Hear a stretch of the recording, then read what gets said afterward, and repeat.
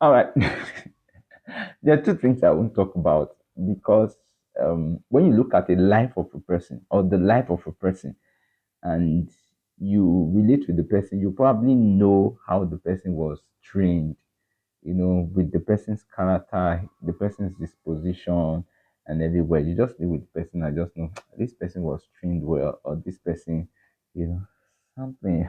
I don't know. But then two things I want to talk about here. I probably going to direct this to leaders and parents, especially when people are under your leadership.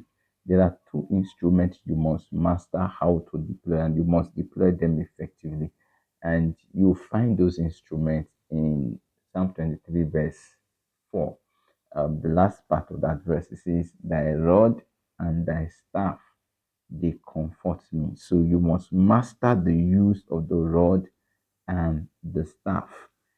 Some people, in their leadership process, they overemphasize one above the other, while some other people, try to create a balance. And it is that balance that we must master how to use.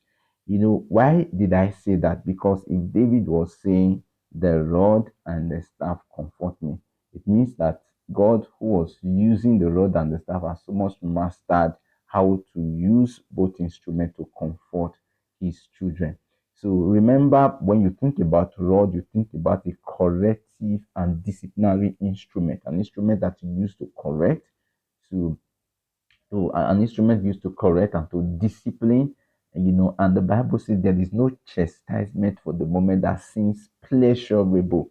So when you think about rod, you're thinking about punishment, you're thinking about cane, you're talking about discipline, you're thinking about training, which is actually very, very difficult. And no man, as human being, we are we always enjoy pleasure, something that is rewarding.